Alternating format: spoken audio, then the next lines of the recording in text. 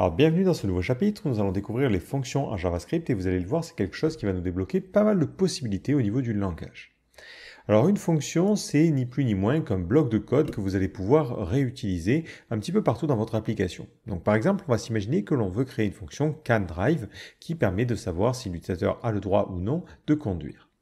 Cette fonction, elle va avoir besoin de paramètres en entrée, c'est-à-dire qu'on va devoir lui envoyer des informations pour qu'elle puisse faire de la logique. Typiquement, dans notre cas, on l'avait vu au début de cette formation, on aura l'âge de l'utilisateur et aussi son pays. Cette fonction aura ensuite une valeur de retour, c'est-à-dire que son objectif, c'est de nous renvoyer un résultat. Dans notre cas, un booléen pour nous dire oui, l'utilisateur a le droit de conduire et false si l'utilisateur n'a pas le droit de conduire. Donc un exemple concret, c'est que ici par exemple j'aurai deux variables, une variable âge qui contiendrait 19 et une variable pays qui contiendrait France. J'envoie ces deux variables à ma fonction et ma fonction elle fait la logique, elle nous renverra true. Si je renvoie des informations différentes, elle pourrait renvoyer false. Donc voilà le principe général d'une fonction. Alors maintenant on va parler de la syntaxe, comment on va écrire ces fonctions en JavaScript. Donc pour écrire une fonction, on utilise le mot-clé function et ensuite on va mettre un nom à notre fonction. Donc si je reprends mon exemple, on va l'appeler canDrive. Ensuite, on va mettre une parenthèse et dans cette partie avec les parenthèses, on va mettre les paramètres. Donc on avait dit qu'on aurait deux paramètres et on va donner des noms à ces paramètres, l'âge et le pays. Ensuite, on va mettre des accolades et à l'intérieur des accolades, on aura le corps de notre fonction. C'est la logique qui permettra justement de renvoyer true ou false en fonction de la situation. Pour le coup, je vais recopier la logique que l'on avait écrite dans le premier chapitre. Dans le cas où l'utilisateur peut conduire, on a envie de renvoyer une valeur. C'est le fameux booléen que l'on va sortir. Donc pour renvoyer une valeur, on utilise le mot-clé return. Donc dans ce cas-là, on return true parce que l'utilisateur a effectivement le droit de conduire. Et dans l'autre cas, on return false. Ça veut dire que l'utilisateur n'a pas le droit. Donc là, on a écrit notre fonction qui prend en paramètre des valeurs. À l'intérieur de cette fonction, on aura donc accès à ces variables âge et pays qui ne seront disponibles que dans le cadre de cette fonction. Et lorsqu'on a fini notre logique, on retourne, on renvoie un résultat. Maintenant, pour utiliser cette fonction, on va simplement l'utiliser en lui donnant un nom, canDrive, et entre parenthèses, on va lui passer des paramètres. Par exemple, je vais lui passer ici 13 et je vais lui passer le pays FR. Nous, on va regarder le résultat, donc on va directement faire un console.log du résultat de l'appel à cette fonction. Donc si je sauvegarde, on voit bien que ça me donne false, et si je donne un âge qui est supérieur à 18 ans, dans ce cas-là, ça me donne true. D'ailleurs, effectivement, on a le droit de conduire si on a un âge qui est supérieur ou égal à 18 ou supérieur ou égal à 16, dans le cadre des États-Unis. Donc on peut refaire un essai, mais bon, la logique, on l'avait déjà écrit la dernière fois, c'est le même principe. Il est aussi possible d'écrire les choses légèrement différemment. Plutôt que d'utiliser le mot-clé function et de donner un nom à notre fonction, on peut créer une constante, l'appeler canDrive, et ensuite on lui dira ça sera égal à une fonction. Finalement, une fonction, ce n'est ni plus ni moins qu'un type d'objet particulier. J'ai choisi de ne pas vous les présenter lorsqu'on a parlé des types parce que je vous attendais de venir à ce chapitre, mais c'est un type parmi les autres. Une fonction, d'ailleurs, on peut le regarder, si on fait un typeof de canDrive, c'est un type function. Et c'est aussi un objet, c'est-à-dire qu'on aura des propriétés et des méthodes dessus. Alors vous allez me dire quelle est la différence entre la manière ici avec une const et la manière précédente. C'est encore une fois une histoire de portée. Premièrement, si vous écrivez une fonction avec le mot-clé function, il y a une petite subtilité, c'est que vous avez la possibilité de l'appeler avant qu'elle soit définie. C'est-à-dire que je peux mettre mon console.log avant que la fonction existe. Alors on peut se dire c'est un peu étrange, comment il est capable d'exécuter le code? Parce que si on le lit de haut en bas, quand il arrive là, il devrait nous dire non, je ne comprends pas. Il y a une petite particularité, c'est ce que l'on appelle l'hoisting. Automatiquement, lorsque vous écrivez ce code, le JavaScript, lorsqu'il va l'interpréter, va mettre en place ces fonctions au-dessus du reste du code et d'abord enregistrer les fonctions avant d'exécuter ce code-là. Si on écrivait la fonction avec le système de constante, comme ceci, dans ce cas-là, lorsque l'on va sauvegarder, on va avoir une erreur, parce qu'il va dire que la constante canDrive n'est pas définie à ce moment-là. Donc déjà, c'est une première différence. Finalement, c'est un petit peu la même différence que l'on a avec les var. Il y a aussi le problème de portée. Typiquement, si je me mets dans une condition, on va imaginer que j'ai envie d'utiliser le canDrive, je le mets après, mais je le mets dans une condition. Une condition qui serait toujours vraie. Je mets if true Dans ce cas-là, je veux que tu déclares une constante qui s'appelle canDrive et en dehors de cette boucle-là, j'ai envie que tu utilises la méthode. Comme on l'a vu, les constantes ont une portée limitée et elles vont être limitées au bloc que l'on a dans cette condition-là. Donc on a effectivement une erreur.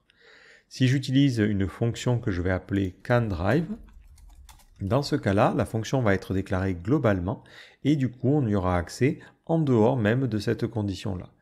Donc parfois, ça peut mener à des confusions et mener à des problèmes. De la même manière, une fonction peut être redéfinie. Si je l'écris de cette manière-là, hop, je peux choisir de redéfinir la constante et de retourner, par exemple, hello tout le temps. Ça serait un peu bizarre. Mais dans ce cas-là, seulement la première fonction va être utilisée. Si j'utilise le système de constante, hop, dans ce cas-là, ça sera la seconde fonction qui fonctionnera, vu que c'est celle qui correspond à ce scope-là. Si évidemment je l'écris correctement. Voilà. Donc, vous allez me dire, qu'est-ce que je dois utiliser finalement? Est-ce que je dois utiliser la première ou la seconde syntaxe? Ça va encore une fois dépendre de la situation. Si vous voulez créer une fonction globale à tout votre système, utilisez directement function suivi du nom de la fonction. Si par contre vous avez une fonction que vous n'avez l'intention d'utiliser que dans une boucle ou que dans une condition, dans ce cas-là, c'est intéressant de la définir de cette manière-là. Un autre point, une fonction n'est pas obligée de retourner quelque chose. Imaginons, je crée une fonction qui affiche bonjour suivi du mot que l'on a choisi.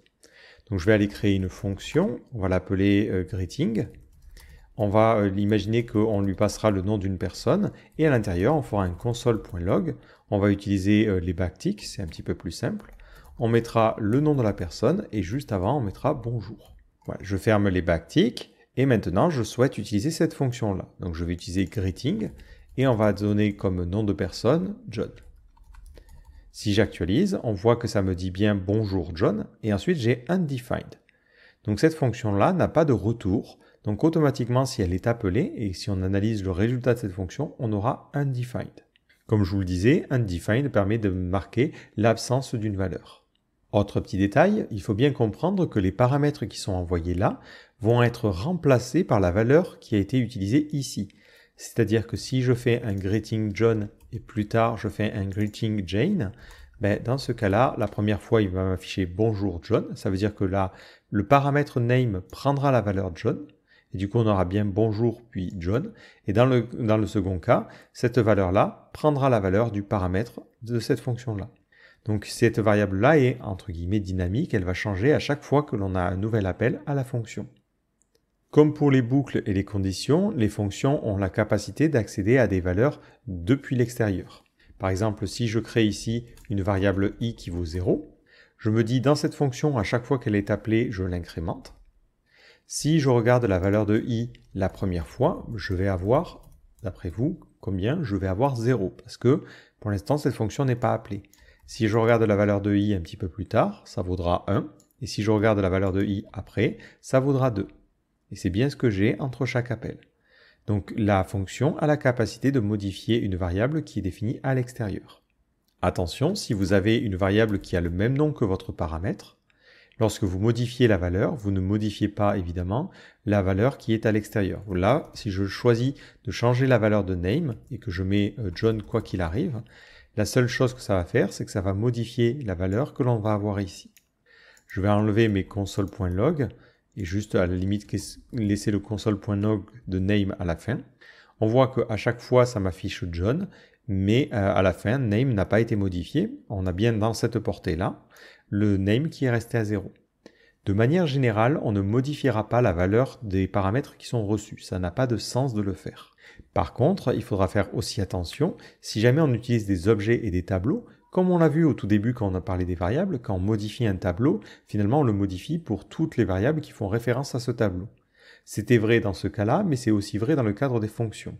Imaginons j'ai une fonction note, et ce tableau va contenir nos différentes notes. Maintenant, je me crée une fonction, on va l'appeler upNotes, ça permet de mettre à jour finalement les notes et de donner plus de points. Ça prendra en paramètre des notes. Donc je peux choisir le même nom que cette variable-là, c'est pas gênant. Il faut bien comprendre que ça sera une variable différente. Et je décide de prendre l'élément à l'index 0 et de l'incrémenter. Si j'utilise cette fonction en lui passant notre tableau de notes, on va voir que notre tableau original va être modifié. Si ici je lui passe le tableau de notes et qu'après l'exécution de cette fonction, je regarde à quoi ressemblent les notes, on va bien voir que le premier 12 a été remplacé à 13. Alors si vous vous dites c'est vrai parce que c'est la même variable, non, ça n'a pas d'importance. Même si je choisissais de nommer mon paramètre simplement n, j'obtiendrai le même résultat. En fait, je passe à cette fonction un objet, qui est ce tableau-là, et là, ici, je fais une modification de l'objet. Donc du coup, la variable se retrouve indirectement modifiée. Et c'est valable même si j'utilisais un const à ce niveau-là. Hein. Hop, la variable est quand même modifiée. Alors maintenant, on va parler de quelque chose d'un petit peu spécial et on va parler aussi d'une autre notation pour les fonctions. Alors, imaginons qu'on crée une fonction qu'on va appeler simplement ma fonction. Cette fonction ne lui passera aucun paramètre et à l'intérieur, on a accès à un petit mot-clé un petit peu particulier qui est le mot-clé this. Si je fais un console.log de this, on voit que cette chose-là, ça ressemble à une variable, même si ça n'a pas été défini nulle part, ben mon éditeur me laisse le faire. Maintenant, je vais appeler ma fonction. Lorsque je l'appelle, on voit que ça va me montrer ici quelque chose qui s'appelle window. Alors c'est propre au navigateur dans ce cas-là, mais this fera référence à un objet global qui est directement disponible au niveau de la page. La particularité, c'est que lorsqu'on appelle une fonction, on peut changer cette valeur de this. Pour cela, on peut faire un mafonction.call. On va lui passer un premier paramètre, ce qui va devenir this. Donc par exemple, je peux lui dire 3, typiquement. Et ensuite, on lui passera la liste des arguments. Donc si on n'en a pas, on peut ne rien lui passer.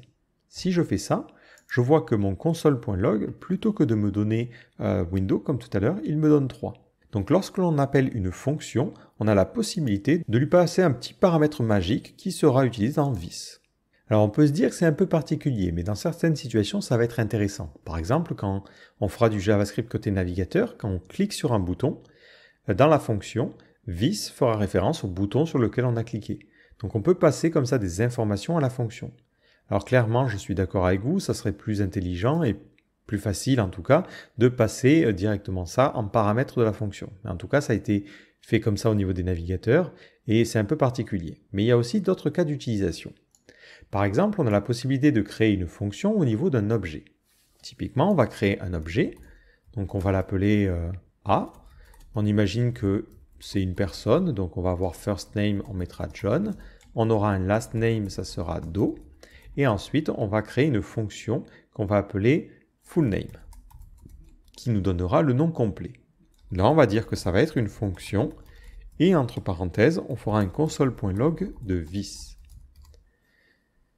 Donc une fonction, comme je vous l'ai dit, c'est un simple type, donc on peut l'utiliser n'importe où, et on peut aussi l'utiliser comme valeur d'une propriété d'un objet. Maintenant, si je souhaite utiliser cette fonction, je peux faire a.fullName, ce qui me permet d'accéder à la propriété fullName, c'est une fonction, et si je souhaite l'appeler, je l'utilise avec des parenthèses. Si je sauvegarde, on voit que this fait référence à l'objet. Donc typiquement ici, je pourrais faire un console.log, utiliser les backticks en faisant this.firstName et ensuite mettre un petit espace et this.lastName.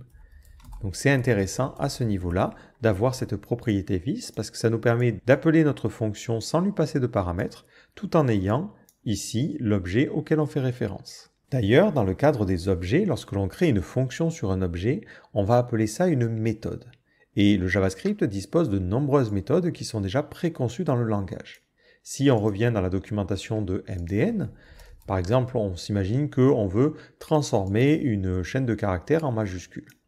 On va chercher la partie string dans la documentation. Ici, on va avoir à gauche les propriétés. On avait vu une propriété length. Et ensuite, on va avoir plein de méthodes. Donc là, on est sur la documentation liée au navigateur, mais ça va être les mêmes méthodes qui vont être disponibles aussi lorsque l'on fera du JavaScript ailleurs. Si on cherche, il faut aussi connaître un petit peu forcément et vous allez les découvrir au fur et à mesure, mais vous voyez que ici, on vous parle de méthodes comme toUpperCase. Et si on regarde, the toUpperCase method returns the calling string value converted to uppercase. C'est exactement ce que l'on veut faire. Donc ça, ce sont des méthodes, ce sont des fonctions qui vont déjà être préconçues dans le langage et que l'on va pouvoir utiliser. Typiquement, on pourra faire console.log, hello écrit de la manière que l'on souhaite, point, et utiliser la méthode toUpperCase. Et vu que c'est une méthode, on lui passe des paramètres. Si je sauvegarde et que je regarde au niveau de ma console, ça me donne bien hello en majuscule. De la même manière, lorsque j'ai fait console.log, vous comprenez un petit peu mieux de quoi il en retourne. Console, c'est une sorte de super variable qui est globale et disponible partout. Et log, c'est une méthode que l'on a sur cet objet console. On reparlera un petit peu plus de ces méthodes lorsque l'on va parler des classes, mais pour l'instant, vous pouvez regarder ce que l'on peut faire en regardant les différentes fonctionnalités. Alors, vous avez aussi une autre doc qui est intéressante qui s'appelle devdocs.io. C'est une documentation qui est générale et qui concerne plusieurs langages de programmation. L'avantage, c'est que vous pouvez aller sur un langage en particulier, donc nous on va aller sur le JavaScript, et vous avez un système de recherche qui vous permet de chercher rapidement. Typiquement, si je vous demande de générer un nombre aléatoire, ça peut être compliqué parce que par défaut, on aurait peut-être tendance à aller sur number et chercher un peu partout dans la documentation. Bon, vous pourriez aussi taper random, il le trouverait. Mais avec cette doc devdocs, il vous suffit de taper random et vous allez avoir dans les suggestions, donc là on voit que c'est écrit JS, donc comme JavaScript. Si je clique dessus, je tombe sur la même documentation que celle que j'ai sur MDN, c'est la même page en fait, hop. Et on m'explique comment générer un nombre aléatoire. Et on découvre comme ça cet objet math qui a des méthodes intéressantes comme les méthodes pour calculer des cosinus, des sinus. On peut faire des arrondis. On a Po par exemple qui permet de calculer une puissance. Et on découvre comme ça qu'il y a plein de fonctions qui sont incluses dans le langage et ça c'est plutôt sympa. Alors maintenant il y a aussi une autre manière de déclarer les fonctions. Ce sont les fonctions fléchées. Si vous avez besoin de plus d'informations, hop, vous pouvez vous rendre dans la documentation, alors on va la remettre en français, et vous cherchez fléché, et comme ça on vous explique un petit peu de quoi il en retourne. Alors, pour écrire les fonctions fléchées, ça fonctionne de la manière suivante. On va l'appeler const, ma fonction, et plutôt que d'écrire function et ensuite notre code, on va pouvoir utiliser les paramètres entre parenthèses, une grosse flèche, donc c'est égal et le signe supérieur, et entre accolades le code. Si cette fonction a des paramètres, on pourra les mettre ici, param1, param2. Et ensuite, on ferait par exemple un console.log, et on va afficher le premier paramètre et le second. Si j'essaie d'exécuter cette fonction ensuite, il me suffit de faire un ma fonction et de lui passer un paramètre et un second. Si je regarde dans ma console, ça me donne le même résultat. Alors on peut se dire, c'est quoi la différence? La principale différence, c'est le comportement du mot-clé this à l'intérieur. Si j'essaie de faire un console.log de this, là on va me redonner l'objet global. C'est normal, c'est le comportement que l'on avait vu tout à l'heure. Si maintenant je décide d'appeler cette fonction avec call, je vais lui passer un this un peu bizarre, 3, et je vais lui passer deux arguments. Si j'essaie de réexécuter ma fonction, on voit cette fois-ci que le this n'est pas modifié, ça reste window. Si on veut s'en assurer, si je réutilise la syntaxe avec function, là, on voit que le this est bien modifié et c'est un nombre qui a la valeur 3. De la même manière, si j'utilise la fonction fléchée au niveau des objets, je fais ça. Lorsque j'appelle la méthode a.fullName, dans ce cas-là, je vais avoir une petite erreur. On va me dire que this.firstName est undefined et que this.lastName est undefined. Parce que this fera référence toujours à l'objet global en dehors de cette fonction-là. Donc contrairement aux fonctions déclarées avec le mot-clé function, ces fonctions fléchées n'altèrent pas le contexte de this. Et on ne peut pas l'altérer en utilisant la méthode call par exemple. Alors si vous êtes un petit peu perdu avec ce concept de this, ne vous inquiétez pas. Premièrement, on aura l'occasion d'en reparler un petit peu plus tard dans les chapitres suivants. Ensuite, beaucoup de développeurs ont tendance à éviter d'utiliser this pour éviter des problèmes. Donc lorsque vous allez faire du code de manière générale avec des fonctions, c'est vrai que this, vous n'allez pas l'utiliser beaucoup. On verra que ça est intéressant sur un autre type de structure, mais comme ça dans des fonctions, on va éviter de l'utiliser. Si dans votre fonction tout est passé par les paramètres et que vous n'utilisez pas this, les deux types de fonctions peuvent être utilisés de manière interchangeable. C'est un petit peu en fonction des goûts en fait du développeur. Moi par exemple, j'aime bien avoir le mot-clé function parce que ça me permet de mieux identifier les choses. Mais d'autres personnes préfèrent avoir les fonctions fléchées parce que c'est plus concis. Il y a aussi un dernier point qui est un avantage pour les fonctions fléchées, c'est le fait qu'elles puissent retourner directement. Imaginons que l'on souhaite créer une fonction somme qui va être capable de faire la somme. Donc si on utilise une fonction fléchée, on va lui passer une valeur a et une valeur b, et ça nous renverra la somme de a plus b. Ensuite, je peux utiliser cette fonction-là en faisant la somme de 1 plus 2. Si je fais ça, ça me donne bien 3. La particularité, c'est que si jamais votre fonction a un simple retour et ne contient qu'un return, vous pouvez l'écrire de cette manière-là. Vous passez complètement des accolades et dans ce cas-là, ça veut dire que l'on crée une fonction qui renverra cette opération-là. Et ça permet d'aller un tout petit peu plus vite. Enfin, vu que les fonctions ne sont simplement qu'un type, il est aussi possible de passer des fonctions en paramètres de fonctions. Par exemple, on peut s'imaginer que l'on crée une fonction isPair, et cette fonction, elle prend en paramètre un nombre. Moi, je vais utiliser ici function, et ça va nous dire si ce nombre est pair. Donc là, on lui dirait return de a modulo 2 est égal à 0. Si c'est égal à 0, c'est que c'est divisible par 2. S'il n'y en a pas de reste par la division par 2, c'est que c'est effectivement un nombre pair. Mais on s'imagine que je lui passerai en paramètre une fonction. On va lui appeler fn, comme le diminutif de function, et on va lui dire si le nombre est pair, on veut exécuter cette fonction-là. Si le nombre n'est pas pair, on ne l'exécute pas. Ben, ce qu'on peut faire, c'est lui dire ici, si a modulo 2 est égal à 0, dans ce cas-là, je veux que tu appelles cette fonction-là. Maintenant, lorsque j'utilise cette fonction, je peux faire un isPair, lui dire bon, ben, j'ai envie de vérifier si 4 est pair, et si 4 est pair, j'ai envie d'exécuter une fonction qui fera un console.log, mon nombre est pair. Et dans ce cas-là, ça exécutera cette fonction-là si le nombre est pair, et si le nombre n'est pas pair, ça ne l'exécute pas. On pourrait aussi exécuter cette fonction en lui passant le paramètre original. Comme ça, par exemple, là, je pourrais avoir le nombre et l'afficher un petit peu plus tard. Hop, ici. Donc dans ce cadre-là, cette fonction-là, on l'appelle en général un callback. C'est juste de la nomenclature. Lorsqu'un paramètre est une fonction que l'on va appeler suivant certaines situations, ben, cette fonction-là, on l'appelle un callback. Et très souvent, on aura tendance à la nommer CB comme callback. Voilà, hop. Donc là, je vous donne des exemples qui sont un petit peu bêtes, mais on peut avoir des exemples où ça va être vraiment intéressant d'avoir des callbacks, des fonctions que l'on passera à d'autres fonctions. Encore une fois, ne paniquez pas, si vous êtes un petit peu perdu, on aura l'occasion de pratiquer et de continuer à découvrir ça. Alors maintenant, je vous propose de passer à la partie exercice. Alors le premier, on va reprendre un exemple qu'on avait fait. J'aimerais bien que vous fassiez en sorte que l'utilisateur doive deviner un nombre, sauf que maintenant, on est capable de générer un nombre grâce aux fonctions aléatoires. Alors je vais juste vous donner quelques pistes. Et vous introduire aussi un nouvel élément de syntaxe, les commentaires. Alors vous avez la possibilité en JavaScript d'écrire des commentaires pour pouvoir un petit peu vous guider dans votre code. Vu que là on commence à avoir pas mal de choses, c'est important d'écrire un petit peu de texte pour expliquer ce que l'on veut faire. Alors si vous voulez écrire une ligne de code, il faudra commencer cette ligne par //. Votre éditeur va mettre ça en gris ou en vert, ça dépend. Et là, tout ce que vous écrivez ne sera pas exécuté par votre navigateur.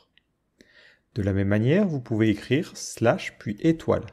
Dans ce cas-là, tout ce qui va être après, même s'il y a d'autres lignes, va être considéré comme un commentaire. Si vous voulez arrêter d'écrire du commentaire, il faudra écrire étoile puis /. Et là, entre, vous pouvez mettre le texte que vous voulez ou même après. Hop. Ça va être très pratique pour expliquer ou écrire des blocs. Ça peut aussi être utile pour commenter du code. Si vous avez un petit peu de code, vous avez écrit const a égale 3, vous voulez que ce code ne s'exécute pas temporairement, vous l'entourez de la syntaxe pour les commentaires. Alors, mon objectif, moi maintenant, c'est de faire un exercice où on crée un nombre aléatoire entre 0 et 10. Ensuite, l'utilisateur doit deviner ce mot, mais il va n'avoir que 3 essais. Je vais vous demander de créer quelques fonctions histoire de bien organiser le code. On va avoir une fonction isWrite. Elle prendra en paramètre un nombre. Et l'objectif, ça sera de renvoyer true ou false si l'utilisateur a juste ou non.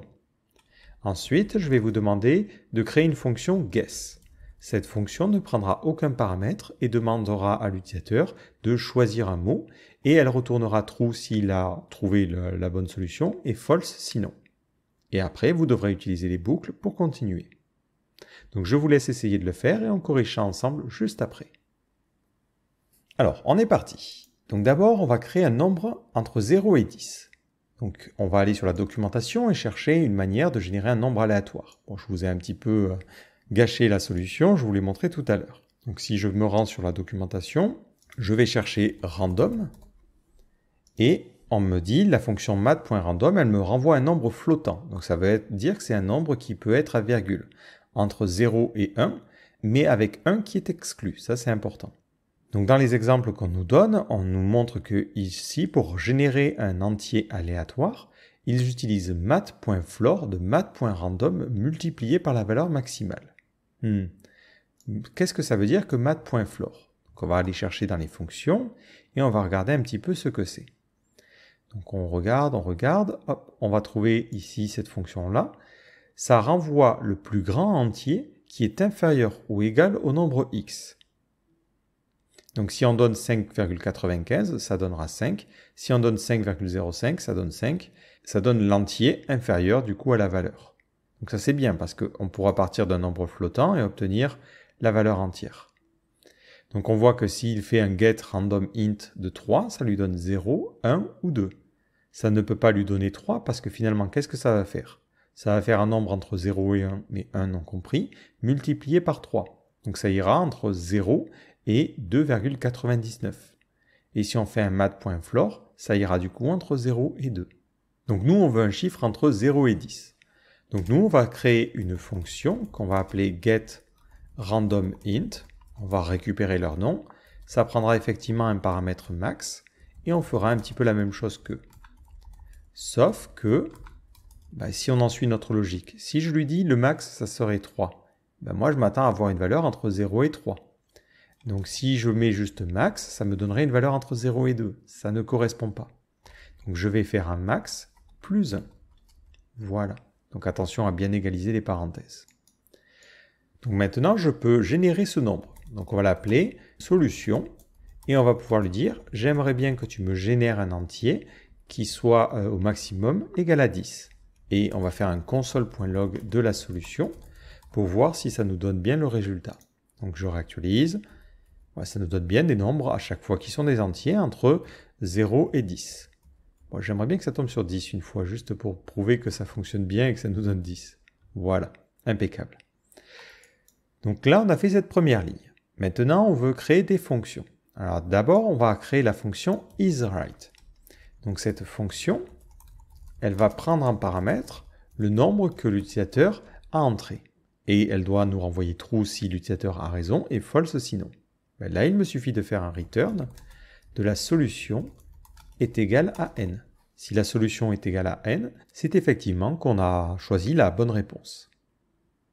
Bon, concrètement, cette fonction ne sert pas à grand chose, c'était juste pour vous entraîner à faire les fonctions. Mais ça peut aussi avoir un intérêt, c'est que quand on lit ce code, ça peut être un petit peu plus clair quand on le lit. On dit, est-ce que la réponse est bonne, par exemple? C'est un petit peu plus clair que voir ça. Bon, après, chacun ses goûts. Maintenant, on va créer la fonction guess, qui permet à l'utilisateur de tester. On commence par demander à l'utilisateur un chiffre. On ne peut pas l'appeler guess parce que ça rentrerait en collision avec le nom de la fonction. Donc on va l'appeler number. Et on va lui dire de faire un prompt et on lui dira entrer un chiffre. Et on pensera à multiplier cette valeur par 1, histoire d'avoir un nombre. Maintenant, on vérifie est-ce que l'utilisateur a raison. Donc si l'utilisateur a raison, on retournera true. Si l'utilisateur n'a pas raison, on retournera false. Donc là, on peut se contenter de faire un return isWrite et on lui passera le nombre qui a été rentré par l'utilisateur. Maintenant qu'on a ces fonctions, notre code est beaucoup plus facile à créer. On peut lui dire pour i allant de 0, i inférieur à 3, i++. Donc ça va nous permettre de faire l'essai 3 fois. On va demander à l'utilisateur de deviner.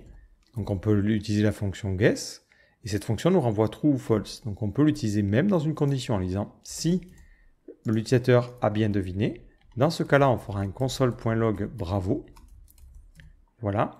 Et on fera un break parce qu'on peut sortir de la boucle. Et dans le cas contraire où il n'a pas deviné, donc ça sera un else if, et en plus i est égal à 2, ça veut dire qu'on est effectivement au troisième essai. Dans ce cas-là, là il faut utiliser le triple égal, on mettra vous avez perdu. Alors on va tricher un petit peu, lorsqu'on génère la solution, on va faire un console.log de solution, histoire de savoir quel chiffre on doit deviner.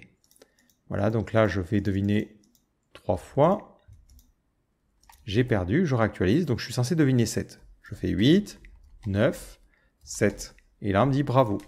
Si j'essaie de deviner encore une fois 7, je fais 3, 4, 5, et il me dit vous avez perdu. Voilà comment on peut faire ça en s'aidant des fonctions. L'intérêt des fonctions, c'est qu'on peut avoir des morceaux de code que l'on va pouvoir réutiliser. Si plus tard j'ai besoin d'un autre nombre aléatoire, ben je pourrais avoir cette fonction dans un coin de ma tête et la réutiliser. Pareil pour les autres. Le principal problème, ça va être de comprendre un petit peu comment on doit découper, quel type de fonction on doit créer. Et encore une fois, il n'y a pas qu'une seule solution. Suivant les personnes, on peut avoir différentes approches qui peuvent être utilisées à ce niveau-là. Alors on va supprimer un petit peu tout ce que l'on a écrit. Et je vais vous demander de refaire un autre exercice. Donc on va faire des mathématiques un petit peu plus. Je vais vous passer un nombre et votre objectif c'est de me dire si ce nombre est premier ou non. Donc on va créer une fonction isPremier. Elle prendra en paramètre un nombre et l'objectif de cette fonction c'est de renvoyer true si le nombre est premier et false sinon. Donc ensuite on fera un console.log de isPremier 0. Donc ça doit nous donner false. IsPremier 1, ça doit nous donner false aussi. 2 est un nombre premier. 3 est un nombre premier. Donc 11 aussi. Par contre 12 non. Pour rappel, un nombre premier, c'est un nombre qui n'est divisible que par 1 ou par lui-même. Donc je vous laisse essayer de le faire. N'hésitez pas à aller chercher sur internet si vous ne savez pas comment le faire, des algorithmes pour calculer le premier et de traduire cet algorithme peut-être en JavaScript. Ça peut aussi être intéressant de le faire de cette manière-là si vous n'êtes pas trop à l'aise avec les mathématiques. Alors la solution, c'est d'utiliser une petite boucle pour aller du nombre que l'on a indiqué jusqu'à 2. Pourquoi? Parce que, par exemple, on ne veut pas essayer de diviser par 1 ni par 0 parce que ça n'a pas vraiment de sens. Donc là, on va lui dire pour la variable i allant de n, i strictement supérieur à 1, i moins moins. Donc ça va nous permettre de parcourir les nombres. Donc dans le cadre de 11, ça fera 10, 9, 8 et ainsi de suite, et ainsi de suite. Donc on va faire un petit console.log et on va loguer la valeur de i. Si je sauvegarde, voilà ce que ça me donne. Donc dans le cadre où on avait 0, cette condition elle est déjà pas remplie, donc ça sort direct. Dans le cadre de 1, elle n'est pas remplie, donc ça sort direct. Dans le cadre de 2, on voit que ça donne 2. Dans le cadre de 3, ça fait 3 puis 2. Alors on ne va pas essayer de diviser le nombre par lui-même, ça n'a pas de sens et ça nous donnerait effectivement 0. Donc là, on va lui dire commence à n-1 plutôt. Voilà. Donc on voit que dans le premier appel, on ne rentre jamais dans la boucle. Pareil pour le deuxième, pareil pour le troisième. Et c'est que quand on arrive dans la partie 3 ici qui nous affiche 2. Donc ça, c'est impeccable. On est capable, comme ça, de parcourir tous les tests que l'on doit faire.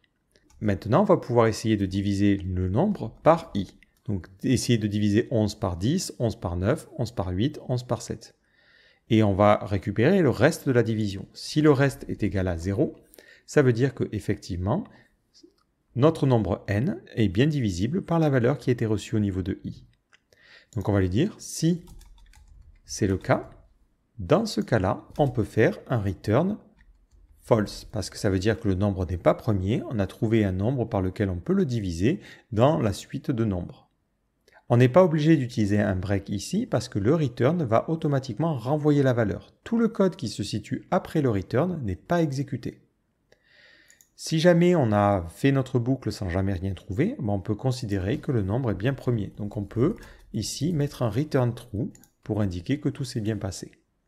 Donc dans notre cas, alors là ça me dérange un petit peu, il aurait fallu que je mette la valeur. Donc on va mettre 0, virgule, isPremier, et je vais mettre comme ça les différents nombres. Si vous utilisez un éditeur de texte qui est capable de faire de la multisélection, c'est le cas dans le cadre de Visual Studio Code, vous pouvez faire ici un Alt et cliquer à plusieurs endroits. Vous voyez que automatiquement ça crée plusieurs fois le curseur. Après, je vais faire un CTRL-SHIFT droite pour sélectionner jusqu'au caractère spécial suivant. Donc ici, c'est jusqu'à la parenthèse. Je fais un CTRL-C et ensuite, je vais faire un CTRL gauche. Ça permet de sauter de mot en mot et ça me permet d'aller au début du console.log. Ensuite, j'appuie sur la touche guillemets et je fais un CTRL-V pour coller les valeurs et une virgule. Et ça me permet comme ça d'aller un petit peu plus vite. Au pire, vous pouvez aller élément par élément. Mais on voit que 0 est un nombre premier, 1 est un nombre premier, 2 est un nombre premier, 3 est un nombre premier, 11 est premier et 12 est pas premier parce qu'il est effectivement divisible par 6. Il y a juste un problème, 0 et 1 ne sont pas des nombres premiers. Donc là, on pourrait mettre une petite condition et dire si n est inférieur à 2, on return false parce que ces deux nombres-là ne sont pas premiers. Ça, c'est ce qu'on appelle un early return. Ça veut dire qu'on va mettre une condition pour retourner très rapidement dans notre fonction et éviter d'exécuter du code si ce n'est pas nécessaire. Voilà, ça permet de shunter un petit peu le code. Et là, c'est typiquement idéal pour ce cas-là parce que on ne veut pas faire de test. Nous, on sait qu'en mathématiques, en dessous de 2, ce n'est pas un nombre premier, quoi qu'il arrive. Et là, on a bien notre résultat qui correspond aux mathématiques. Encore une fois, j'ai écrit ça d'une certaine manière. Il aurait été tout à fait possible d'utiliser un while ou d'autres types de boucles. Mais c'était pour vous donner un exemple d'utilisation. Et là, on a fini avec ce petit tour d'horizon des fonctions. Alors, ce qu'il faut retenir, c'est que les fonctions, ce n'est ni plus ni moins qu'un type particulier en JavaScript, et ces fonctions-là, on peut les utiliser à n'importe quel endroit. On peut les stocker dans des constantes, dans des lettres, on peut les sauvegarder dans les propriétés des objets, on peut même en mettre dans des tableaux, et même passer des fonctions en paramètres d'autres fonctions. Donc c'est plutôt poussé. Il y a trois manières d'écrire une fonction. Soit on écrit fonction, le nom de la fonction et ensuite les paramètres. Dans ce cas-là, cette fonction va être définie de manière globale. Soit on peut l'écrire dans une constante avec le mot-clé function, soit on peut utiliser la fonction fléchée. La différence qu'il existe entre la fonction fléchée et la fonction écrite avec le mot-clé function, c'est cette notion de vis.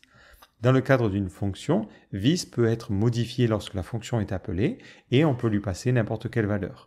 Alors que dans le cadre d'une fonction fléchée, vis ne pourra pas être altéré et fera référence au contexte global. On aura l'occasion d'en reparler un petit peu plus tard. On aura aussi la possibilité, avec les fonctions fléchées, de directement renvoyer une valeur si notre fonction ne contient qu'une opération. C'est typiquement, si je me répète, vous pouvez faire une const isPair et lui dire c'est une fonction qui prendra en paramètre un nombre, qui retournera est-ce que n est divisible par 2? Si c'est le cas, ça donnera true. Dans le cas contraire, ça renverra false. Voilà, ça c'est typiquement un cas d'utilisation de fonction fléchée, vu qu'on n'a qu'une instruction dans notre fonction et qu'on retournera directement le résultat. Si une fonction n'a pas de return, automatiquement ça retournera undefined. Et enfin, lorsque vous faites un return, le reste du code n'est pas exécuté si jamais on rentre dans la condition qui a permis de faire le return. Donc voilà, je sais que ça fait beaucoup de choses. Encore une fois, on va pratiquer et c'est avec la pratique que les choses vont s'assimiler.